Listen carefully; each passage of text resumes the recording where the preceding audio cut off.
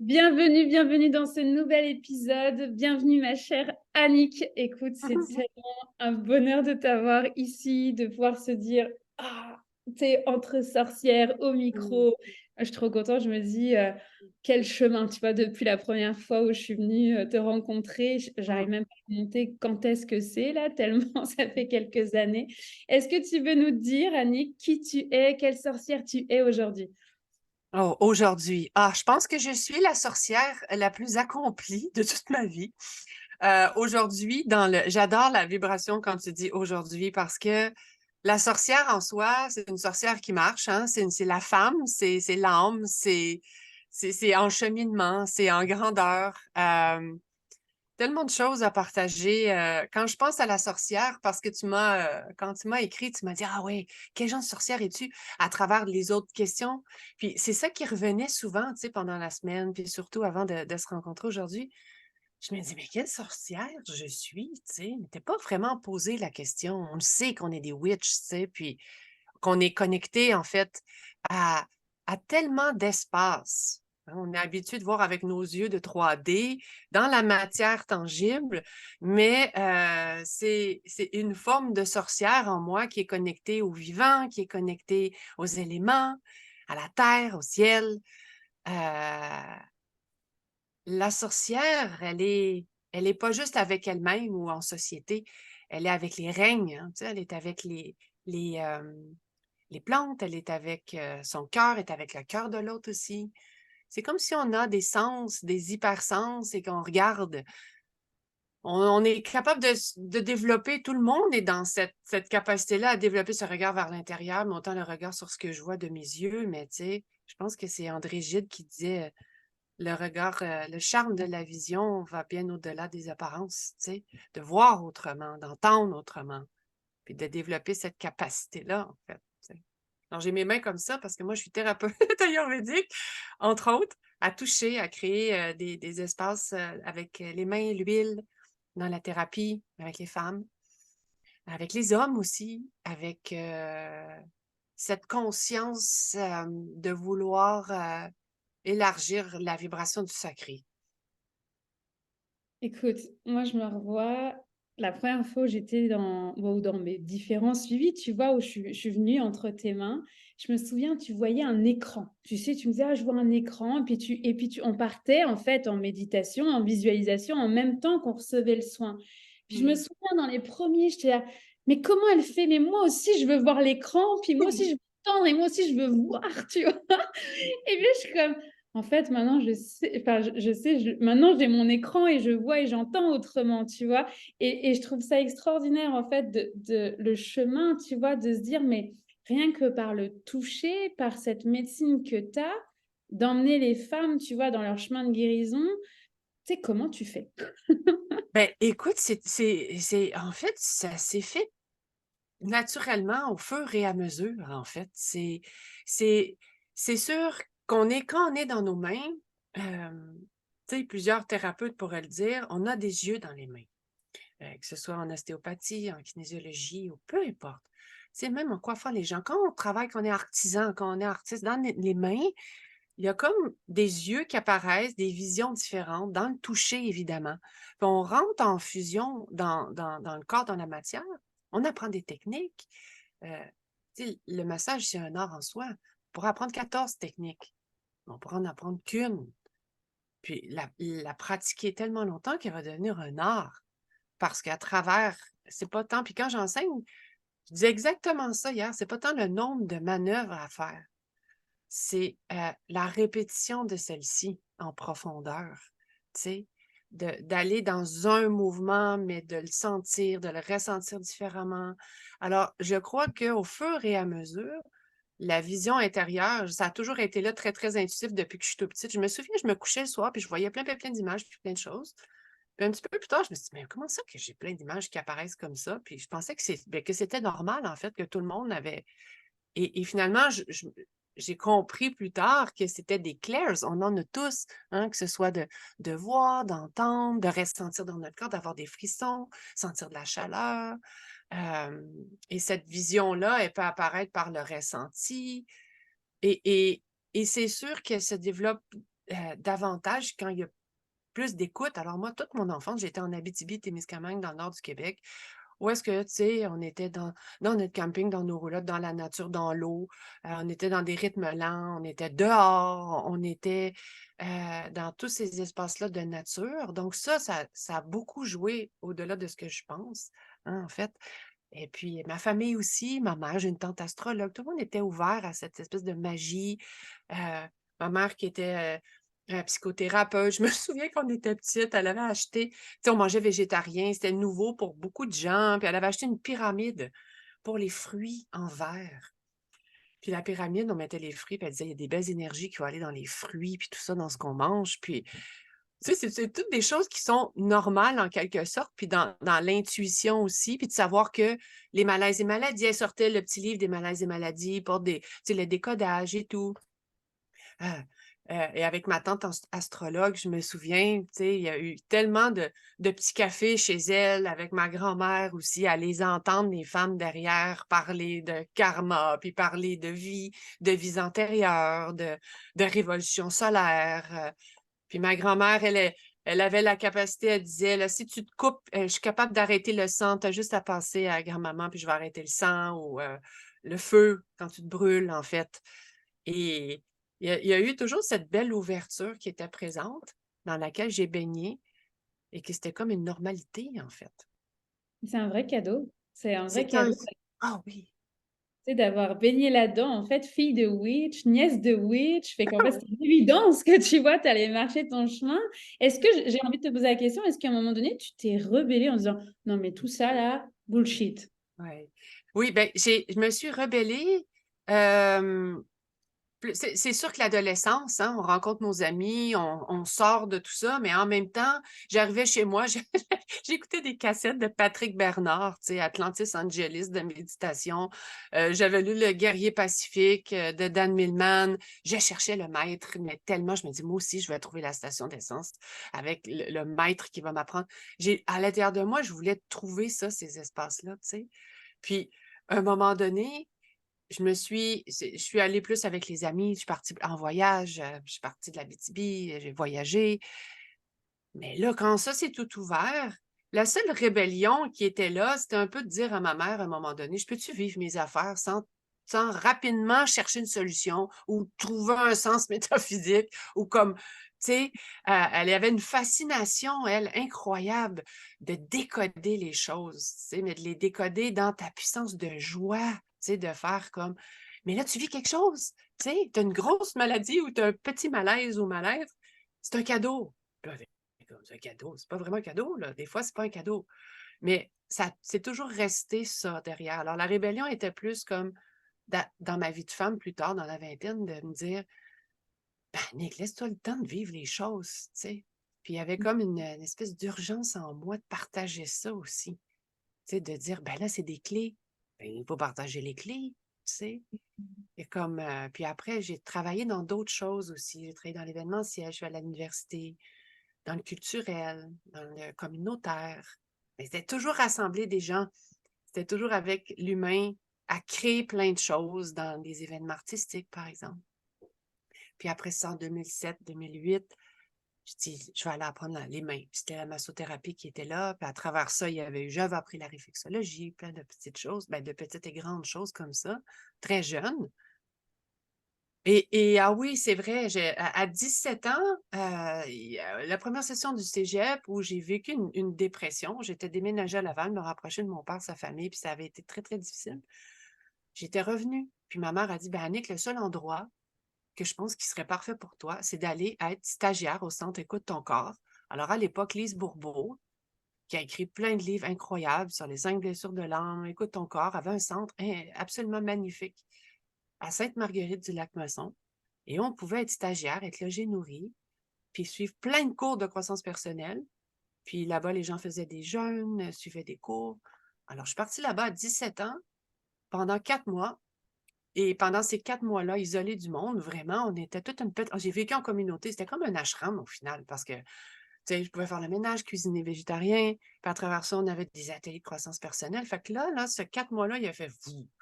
Il a fait comme un saut quantique tellement puissant. mais un petit peu déstabilisant pour 17 ans, tu sais. Je me souviens que j'étais revenue, puis j'étais comme mes amis, tout le monde partait au cégep, tout le monde était puis il se passait, tu sais? Alors j'étais comme un petit peu c'était comme, je me sentais un peu, comme plus vieille, tu sais? Plus vieille mais en même temps dans un corps de jeune fille, tu sais? Et alors, l'Ayurveda est arrivé quand dans tout ça? Ah, l'Ayurveda est arrivé très jeune, ben jeune, tu sais, j'aimais bien pratiquer le yoga au début de la vingtaine et tout. J'aimais ça cuisiner, mélanger les épices et tout. Puis l'Ayurveda est arrivé, surtout comme à peu près 2 ans avant que je tombe enceinte de ma fille Adélie. Donc en 2009 à peu près, où là, on en entendait plus parler, tu sais, mais l'Inde était toujours pour moi un pays, tu sais, qui était dans ma wish list, dans ma witch. Et puis, et là, j'ai rencontré à Montréal une femme, Ayang Dari. Écoute, je ne sais pas comment je l'ai rencontrée, mais je l'ai rencontrée en faisant des recherches. C'était en ligne surtout sur l'Ayurveda, parce que là, j'étais enceinte et puis je voulais dans la maternité sacrée. Puis il y a peu d'ouvrages qui existaient. Sylvie Ouellette qui parlait de l'incarnation des âmes sur la terre, le livre Les 9 marches de Muroa Givaudan, mais il n'y avait pas beaucoup d'ouvrages féminins sacrés, tout ça. Puis finalement, je m'étais fait, j'ai eu cette rencontre et ça a été un coup de foudre et avec elle, j'ai appris, elle m'a initiée à beaucoup de soins et, et là, ça a été, pouf, la porte de Pandore. Quand j'ai senti l'huile la première fois sur moi, parce que, tu sais, d'un point de vue thérapeutique, la médecine, elle est extrêmement puissante, tu sais, en soi. C'est efficace, ça fonctionne et tout. Mais avec Ayang, c'était tellement spirituel, c'était tellement karmique, c'était comme du rapatriement de morceaux de parties d'âme. Et c'était aussi c'était très spirituel et énergétique comme apprentissage. C'était comme des rites de passage. Alors, chaque soin, puis tu es dans l'huile, tu es comme du vernix, tu as une naissance à toi-même, les échanges. Puis je buvais ces paroles, puis je me disais, mais je connais tout ça, je connais tout ça. Puis c'était comme une évidence et ça a donné un sens. Et puis, ça donne un sens à ma pratique par la suite. Et c'est là que j'ai dit, OK, je vais dans ma pratique à temps plein, les soins. Après, j'ai été doula. Après, il y a eu des partages d'enseignements, participer à l'essor ici à Montréal du féminin sacré, des espaces de rituels, de soins rituels. On n'entendait pas parler de soins rituels. On parlait de massage, on parlait de... Mais les rencontres avec les sages-femmes que j'ai faites aussi, certains voyages, tu sais, c'est ce qui nous a traversés qui font de nous ce qu'on est, en fait, tu sais, parce que les techniques, c'est merveilleux, tu sais, mais après, c'est une question de vibration puis de cheminement aussi, de femme. Je t'écoute, puis en fait, ça y est, j'ai trouvé. Je t'ai rencontré quand j'ai accouché de ma première fille. Tu sais, j'ai eu du mal à retrouver. Oui, c'est là! C'est là que j'ai D'accord. accouché d'Anna. Et en fait, c'est tout ce chemin de guérison avec le corps, puis l'ouverture après spirituelle à chaque Ah, soin. 2008, Ah ouais, non, c'est donc ça fait au moins 8 ans qu'on se connaît, 8 ans et, 8 ans. 8 ans et demi. Ouh, Ah, ça rajeunit, hein. Mais alors attends, parce que maintenant tu fais des lectures akashiques, est-ce que tu veux nous dire c'est quoi les lectures akashiques? oui, les lectures akashiques, en fait, tu sais, tout à l'heure, quand tu disais, ah, tu nous offres le massage, mais on part en voyage. Alors, moi, je travaille avec mon intuition, les visions, les alliés, mélangés avec le chamanisme aussi, les sons, les parfums, les huiles essentielles. Et aussi à travers ce que toi, tu me partages quand tu arrives. Tu sais, t'arrives avec quelque chose, tu aspires à quelque chose, tu aspires soit à créer de l'espace, à ouvrir, ou ah, je veux rentrer plus, ramener les rides vers l'intérieur. Alors, à un moment donné, je me suis dit, waouh, tout ce qui se passe, j'ai réalisé que c'était la cache, en fait. Donc, le monde akashique, tu sais, en sanskrit, ça signifie éther. Et là, j'ai commencé à faire des recherches. J'avais déjà entendu le mot akashique. Mais là, j'ai commencé à faire des recherches, à lire les livres plus spécifiques. Et là, j'ai compris que j'étais dans la cache, dans cette énergie on appelle la grande bibliothèque, en fait. Donc, il y a plein d'énergies d'aide de lumière qui s'occupent de plein d'aspects d'humains, de planètes et tout. Dans la cache, c'est la connexion à ton énergie spirituelle d'âme. Tu sais, on sait qu'on est une âme qui est en train de vivre son incarnation d'une certaine façon. Et qu'on est là pour marcher notre chemin, apprendre, vivre des expériences. Puis moi, ça a toujours été ça. Puis c'est aussi une façon de donner un sens à sa vie, puis de s'approprier sa propre vie. Donc, tout ça, il y a comme un fil qui s'est créé. Et après, j'ai rencontré les bonnes personnes et puis après, j'ai décidé de m'offrir un espace avec d'autres femmes pour plonger dans les lectures akashiques, c'est-à-dire là, je me disais: «Mais qu'est-ce que je vais faire?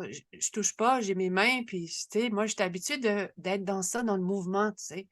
Alors, j'ai été pendant 3 mois, ça a été une autre super belle initiation, au printemps de cette année, avec d'autres belles femmes, à ouvrir les dossiers de chaque personne par sa vibration de son nom, de son prénom et même des noms qu'on porte sur notre certificat de naissance qui sont tellement puissants, hein. Ça peut se relier à la numérologie en même temps. C'est des mots de vibration, d'incarnation qui nous supportent, puis des fois qui peut être très lourd à porter, qu'on a besoin de se délayer. Et moi, quand j'ai réalisé que sur mon certificat de naissance, ma mère avait choisi d'inscrire Marie-Madeleine Annick Baillargeon. Et là, j'ai comme fait: «Oh, OK, ça fait quelques années». Il y a il y a une marche, hein, il y a une marche de la rose, il y a une marche du féminin divin, mais sacré. Alors, à travers ça, ça a été d'ouvrir avec la prière et d'aller dans mon canal, l'intuition et de laisser, les visions venir et de les accorder dans des formes de coaching. C'est-à-dire, quand on se rencontre, on fait une lecture akashique, tu as des questions et on vient ouvrir, on s'en vient à cette énergie spirituelle d'âme qui est la tienne. Et à travers la symbolique, la métaphysique, avec plein de choses, du canal dans lequel moi je reçois de l'information, je la vois, on construit, on cherche des réponses, on peut se promener comme on se promène dans le soin dans le corps physique, on va aller se promener dans d'autres formes, d'autres plans énergétiques. Alors, on peut aller dans les vies antérieures, on peut aller dans des timelines, dans les lignes de temps. Qu'est-ce qui fait que ça accroche avec telle personne? Puis c'est toujours dans une conscience de s'aider pour soi, mais de s'aider à devenir autonome aussi, de dire, j'ai une leçon que je suis en train d'apprendre. Alors moi, j'aime bien redonner la responsabilité. On n'est pas dans des formes de voyance, de dire, il va arriver telle affaire, telle date, puis ça va se passer comme ça. Non, c'est le libre arbitre. Et ce qui est extraordinaire avec les semaines puis les mois qui passent en accompagnant les femmes comme ça, c'est rentrer dans cette énergie-là, tout le monde peut y aller d'une certaine façon et en y accédant, après, ça nous donne, tellement de possibilités. Il y a des soins qui se passent pendant les rencontres aussi. Ça traverse, ça passe à travers l'écran. Il y a des libérations qu'on fait. Alors moi, je rallie aussi le focusing, aller dans le corps physique. On n'est pas juste perché en train d'être dans de l'information. Oui, mais il y a aussi, je m'incarne, je suis dans mon corps. Alors moi, j'aime beaucoup le travail somatique, alors je mélange tout ça ensemble dans le ressenti. Puis quand je parle de focusing, c'est les énergies ou les contractions se placent dans mon corps physique. C'est grâce à mon corps physique que je suis capable de pulser ma vie. Hein, Mais justement, Annick, parce que, tu sais, pour conclure cette belle entrevue, tu sais, quelqu'un qui nous entendrait, qui dirait, mais vous êtes complètement perché. Tu sais, ou qui commence, tu sais, à avoir des ressentis, puis qui ne sait pas trop. Qu'est-ce que tu lui dirais à cette personne? Ben, je lui dirais, d'une part, on a besoin d'être accompagné d'une certaine façon. Je veux dire, il y a plein d'espaces qui existent et quand on commence à sentir des choses, des fois, on se sent un peu tout seul à travers ça. Tu sais, puis notre intuition, on est connecté à notre intuition. Il y a différentes façons de se connecter davantage, c'est sûr, à notre ressenti. Parce qu'on a notre personnalité, on a l'ego, puis on a peur, puis on se dit, ah, voyons, qu'est-ce qui se passe? Non, il y a des vérités, et ces vérités-là, à force de les développer, on peut les avoir de différentes façons. Dans les synchronicités, dans des ressentis, dans non, je le sais que c'est pas la bonne chose, puis de faire confiance à ça. Alors, il y a comme un entraînement, c'est ce que j'aimerais dire. C'est comme un entraînement sportif, c'est comme une sadhana, c'est comme commencer à méditer, c'est comme vouloir changer, des habitudes. J'ai besoin d'avoir une certaine rigueur, puis j'ai besoin d'y retourner souvent, puis j'ai besoin de cultiver cet espace-là, puis des fois je le fais surtout avec moi-même. Mais quand je dis se rallier avec d'autres, il y a d'autres espaces qui existent avec d'autres femmes, d'autres hommes, d'autres personnes pour s'initier dans des formes de retraite ou juste, heu, oui, c'est ce que je dirais, en fait. On ne devient pas champion olympique du jour au lendemain, quoi. Non, exact et surtout dans cet entraînement, ce qui est vraiment paradoxal, c'est qu'il y a tellement pas à faire des choses. C'est l'autre côté, c'est à être. Alors un entraînement à être, ben, c'est le plus puissant de tous, je pense. Même les plus grands athlètes vont travailler dans la visualisation. Je vais répéter les choses. Je vais m'ancrer dans mon corps, je vais m'ancrer dans mon faire. Faire les actions, mais à partir de mon être, tu sais? Et il faut décrocher aussi, être plus dans les ondes de silence, dans la nature. Il y a plein de facteurs, tu sais, qui favorisent. espèce d'écoute-là. Sinon, s'il y a trop de bruit, je ne peux pas entendre l'intérieur, tu sais. C'est du bonbon. Écoute, merci d'avoir accepté d'oser en parler aussi ouvertement, en fait, avec toute ta magie, sans, tu sais, sans mettre de voile finalement. Juste, voilà, c'est ça. Puis, ben, viens ouvrir le voile, viens faire ce silence. Puis, tu vas te découvrir finalement à travers ta Oui, traversée. Mm. puis j'aimerais, si je peux me permettre, ici j'ai le bouquin Le féminin guérisseur, hein, de Yael Catherine Bock et puis Christiane Singer, qu'on aime du profond du cœur comme auteur. Je voulais juste lire un petit truc que je trouvais tellement puissant. Devenir ce que nous sommes n'est pas la formule de la facilité, mais le chiffre secret d'une conquête. Car il ne s'agit pas de subir ce que nous sommes, ni de nous en accommoder, mais de le vouloir avec ferveur. Entre toutes les incarnations, choisir la nôtre. Nous désirer où nous sommes et qui nous sommes à l'instant où nous le sommes. Alors, s'accepter complètement dans ce que l'on est, se donner le temps d'être et de marcher, c'est extraordinaire. Christiane. Trop. Un énorme merci pour cette belle participation au podcast des sorcières. Je vais mettre tes coordonnées en dessous de la vidéo pour pouvoir prendre contact avec toi. Je rappelle que tu es à Montréal et que tu pratiques aussi en ligne. Et puis, je te fais des gros bisous et un gros hug dans l'énergie. Moi aussi. À bientôt, Laurence. À bientôt.